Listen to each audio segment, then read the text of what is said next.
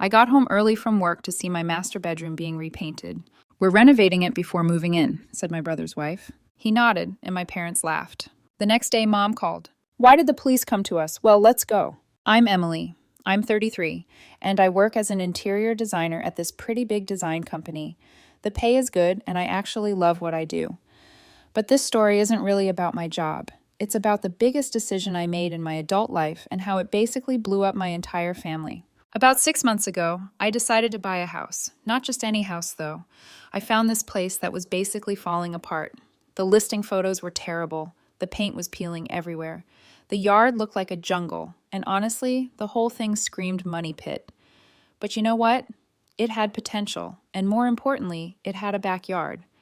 I'd been living in apartments my whole adult life, and I was sick of it.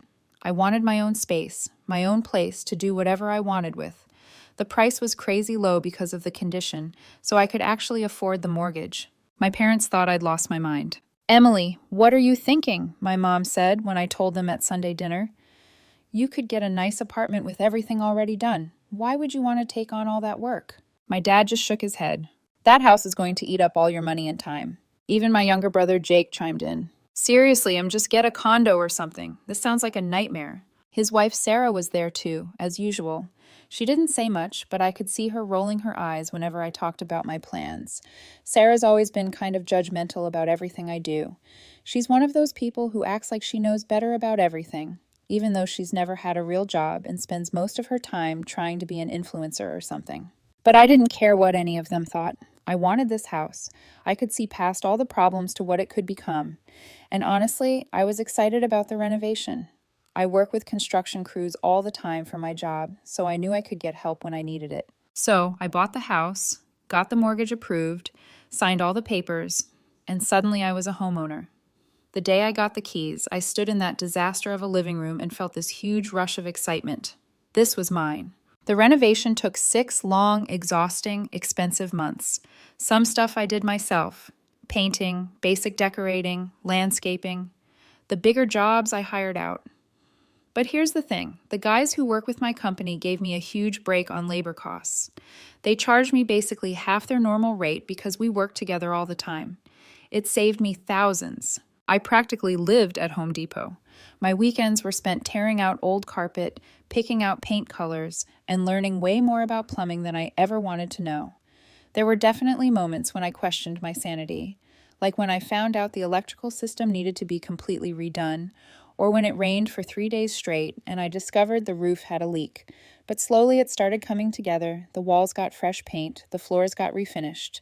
I put in new fixtures, updated the kitchen, and turned that jungle of a backyard into something actually nice. Every week, it looked a little better, and I got more and more proud of what I was doing. That's when I decided to have a housewarming party. I went to my parents' house for dinner to invite everyone. Jake and Sarah were there as usual. They rent this tiny apartment and are always at my parents' place for weekend dinners. "I'm having a housewarming party next Saturday," I announced after we'd finished eating. "I'd love for you all to come see the house now that it's done." That's when Sarah laughed. Not a nice laugh either. It was mean and nasty. "I don't want to go to that pigsty," she said, still laughing like she'd made the funniest joke ever. I was completely shocked. I mean, who says something like that? "Actually, I did major renovations there," I said, trying to keep my voice calm. "But if you don't want to come, you don't have to." Sarah's face went red and she shut her mouth. She didn't say another word to me for the rest of the evening, just sat there pouting like a little kid. My parents and Jake looked uncomfortable, but they promised they'd come. Though honestly, they didn't sound too excited about it. The party started at 6 o'clock on Saturday. My coworkers, friends, and neighbors showed up right on time. Everyone was walking around saying how amazing the house looked, asking about different design choices, complimenting the work I'd done. The party was going great, except my family wasn't there. An hour went by, then an hour and a half. I was starting to think they'd blown me off completely when I finally heard cars pulling up outside. My parents, Jake and Sarah, walked up to the front door, and I could tell from their faces they were expecting the worst, like they thought they were about to walk into some kind of disaster zone. But the second they stepped inside, their expressions completely changed. "Oh my goodness, Emily," my mom said, looking around with wide eyes. "This is gorgeous. You have such wonderful taste." I felt so vindicated in that moment. Finally, they could see what I'd been working toward. But then I noticed Sarah. She was walking around, but instead of admiring anything, she was clearly looking for problems. She'd peer at corners, run her finger along surfaces, squint at the paint job. It was pathetic, really. She was trying so hard to find something wrong, but there wasn't anything to criticize. Then she disappeared upstairs for a while. When she came back down, she announced loudly enough for everyone nearby to hear, "The color in your master bedroom is terrible. I would definitely repaint that." I smiled at her. "Well, when you have your own house, you can paint the walls any color you want, even pink." Everyone knew Sarah was obsessed with pink everything. That did it. Her face went bright red, and she looked like she was about to explode. "Come on, Jake, we're leaving." She snapped and marched toward the door. Jake gave me this apologetic look, but followed her anyway. My parents looked embarrassed and disappointed, but they left too, shaking their heads. The party kept going without them, and honestly, it was better that way. After the whole housewarming disaster, I figured my family would need some time to cool off. But Mom surprised me. About a week later, she called and asked if she could come over and see the house again. "Just the two of us this time. I feel terrible about how Saturday ended," she said. "I'd really like to spend some time looking at everything you've done without all the drama." So, she came over that weekend, and it was actually really nice. She walked around, taking her time, asking questions about my design choices, complimenting different rooms. We had coffee in my new kitchen, and she told me how proud she was of what I'd accomplished. "I have to admit, Emily, your father and I were wrong to discourage you from buying this place," she said. "You really knew what you were doing." It felt good to hear that from her. We had a nice afternoon together, and when she was leaving, I did something I'd been thinking about for a while. "Here," I said, handing her a spare key. "In case I ever go out of town or something, maybe you could water my plants or just check on things." She hugged me and took the key. It felt like maybe we were getting back to normal despite all the weirdness with Sarah and Jake. My mom came by a few more times over the next couple months. Sometimes she'd bring groceries and we'd cook dinner together. Sometimes she'd just stop by to see how I was doing. It was nice having that relationship with her again. Jake and Sarah, on the other hand, were a different story. I barely heard from them. Jake would send the occasional text about random stuff, but he never mentioned the house or the party. Sarah didn't contact me at all, which was fine by me. My dad was somewhere in between, not actively ignoring me, but not going out of his way to spend time together either. 4 months passed like this. I was settled into my routine, loving my house, enjoying having my space. Work was going well. I was dating someone casually, and life felt pretty good. Then my mom called one Thursday evening. Her voice sounded different, kind of gentle and careful, like she was choosing her words really carefully. "Emily, honey, would you like to come for dinner this Saturday? It's been a while since we've all been together as a family." Something about her tone made me suspicious, but I said yes.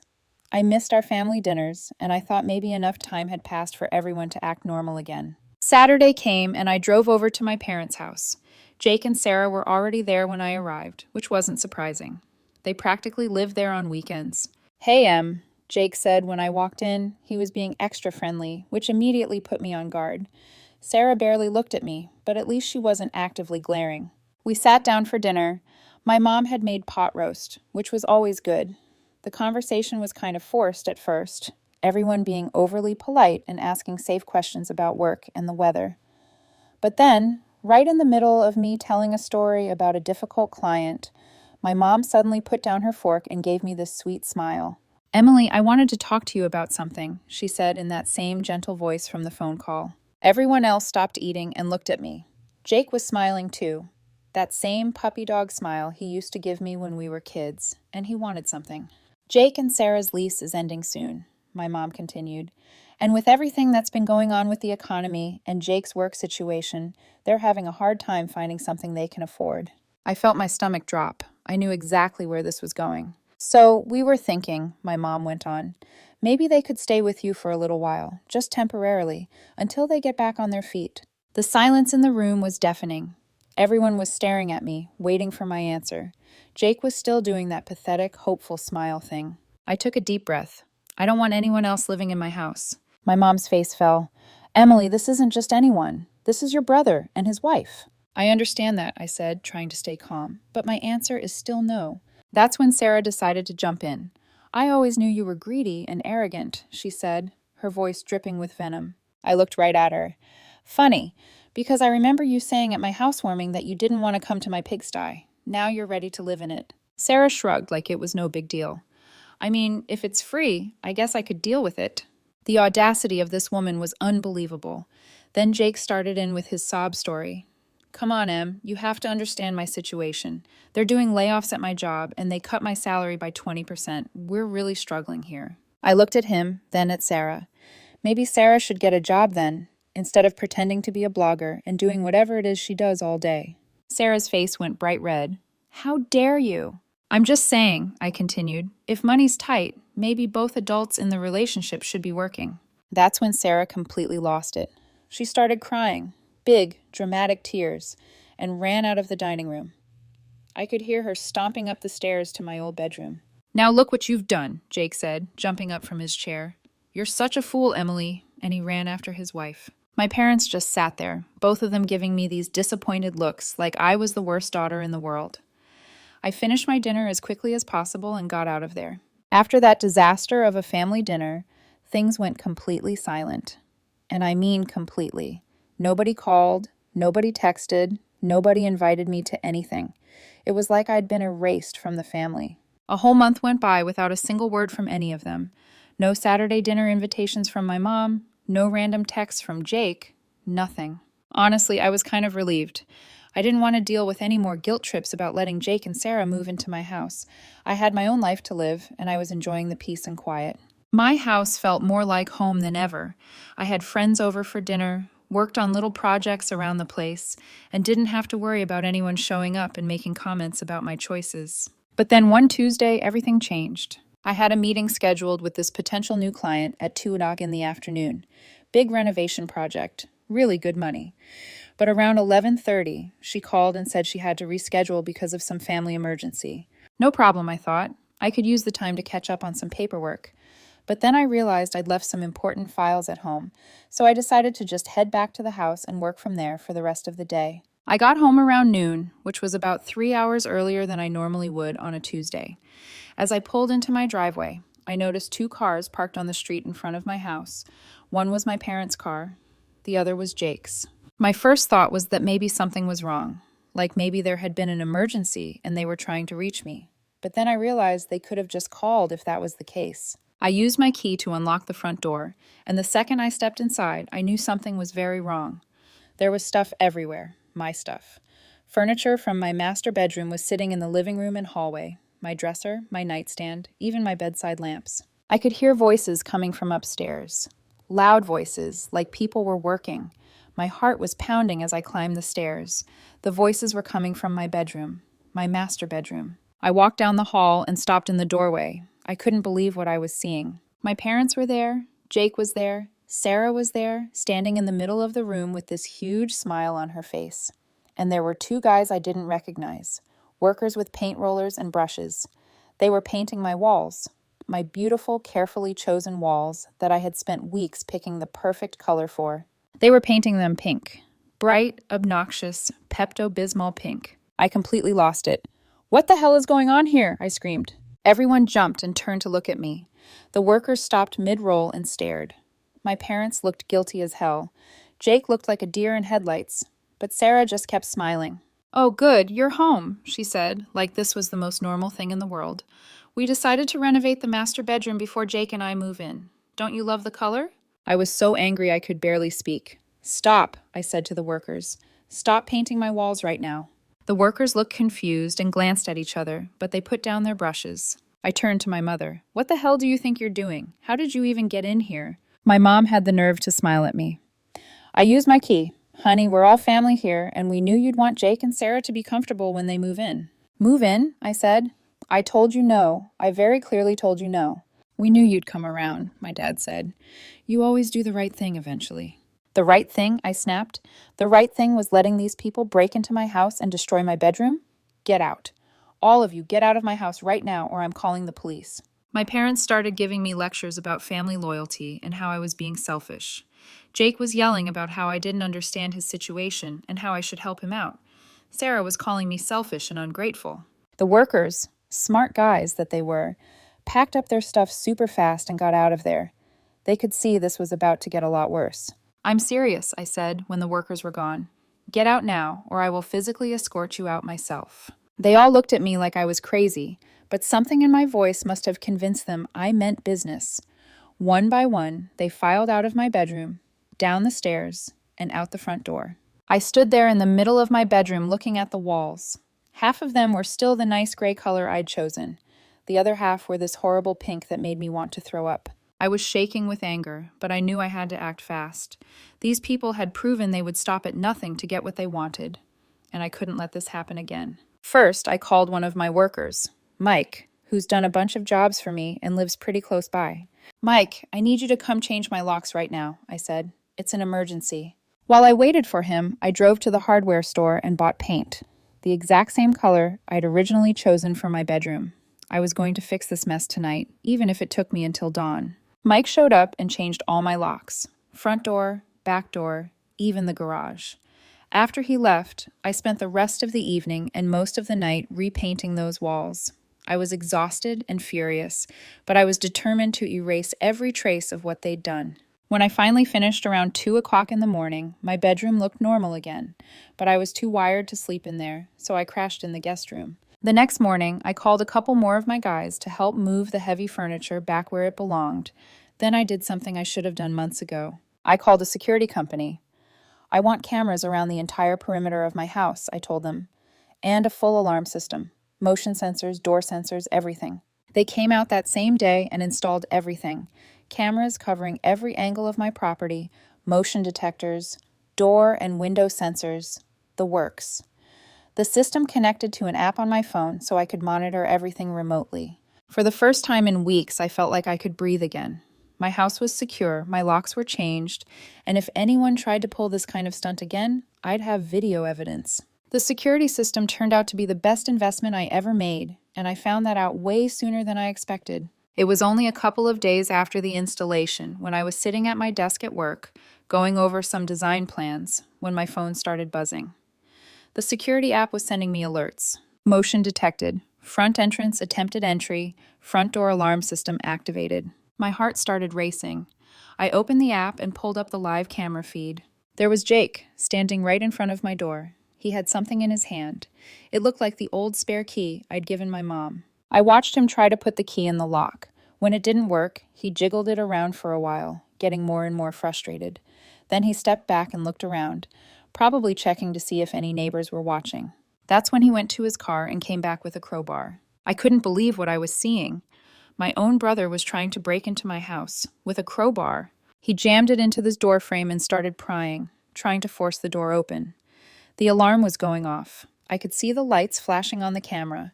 Jake must have heard it too, because he suddenly stopped what he was doing, looked around in panic, threw the crowbar down, and ran back to his car. He peeled out of there like his life depended on it.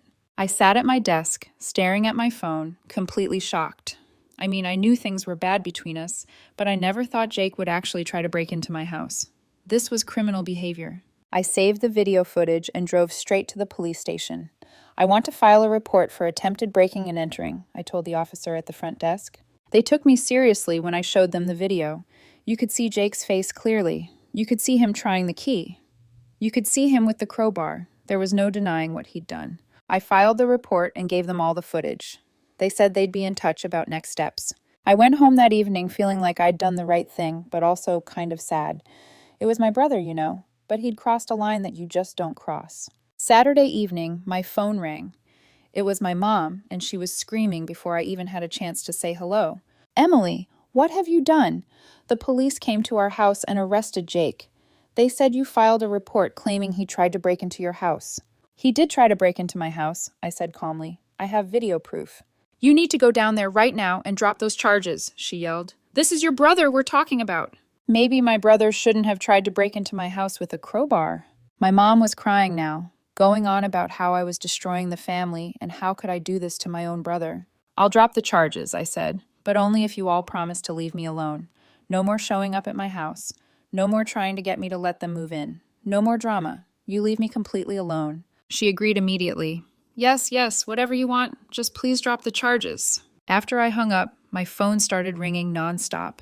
My dad, Jake, Sarah, they were all calling and texting, begging me to drop the charges, promising they'd never bother me again if I just went to the police and withdrew the complaint. The texts were pretty desperate. Please, Emily, we promise to leave you alone. Just drop the charges. I'm sorry, I messed up. I'll never do it again. Just help me out this one time. We swear on our lives we won't contact you anymore. Just please fix this. I let them sweat it out for the night, but the next morning I went back to the police station and withdrew the complaint. Jake got released that same day. Turns out he hadn't been in any real trouble before, no previous record, so they just questioned him and let him go with a warning. But it was enough to scare the hell out of him. And you know what? It worked. After that, nobody from my family contacted me. Not one phone call, not one text, nothing. It was like they'd finally gotten the message that I was serious about wanting to be left alone. 6 months passed in complete peace. No drama, no guilt trips, no surprise visits. I could come home from work and know that my house would be exactly how I left it. I could go out of town for a weekend without worrying about coming back to find my bedroom painted pink again. I was actually starting to forget about all the family drama when I ran into my cousin Lisa at the grocery store. We'd always gotten along pretty well, but I hadn't talked to her since before all this mess started. Emily, oh my God, how are you? She said, giving me a hug. I've been wondering how you've been doing. We chatted for a few minutes about work and life, and then she brought up the family. So, I heard Jake and Sarah are living with your parents now, she said. Your mom mentioned Sarah's pregnant. That must be exciting. Pregnant? Well, that explained a lot. Yeah, she continued. Your mom said they're really struggling financially. Jake's job situation hasn't gotten any better, and now with a baby coming. Lisa shook her head. I feel bad for them, but I guess your parents are happy to help out. I just nodded and made some non-committal comments. I wasn't about to get into the whole story with Lisa in the middle of the cereal aisle. But driving home, I thought about what she'd told me. Jake and Sarah were living with my parents. Sarah was pregnant. Jake was still struggling with work and money. And my parents were dealing with all of it. Did I feel guilty? Maybe a little. But mostly, I felt relieved that it wasn't my problem to solve. I'd made the right choice buying my house. I'd made the right choice fixing it up the way I wanted it. I'd made the right choice not letting them move in with me. And I definitely made the right choice installing that security system and filing that police report when Jake crossed the line. My house is still beautiful. I still love coming home to it every day. I still feel proud when I look around at what I accomplished. And I don't have to share it with anyone I don't want to share it with. Some people might think that makes me selfish or mean.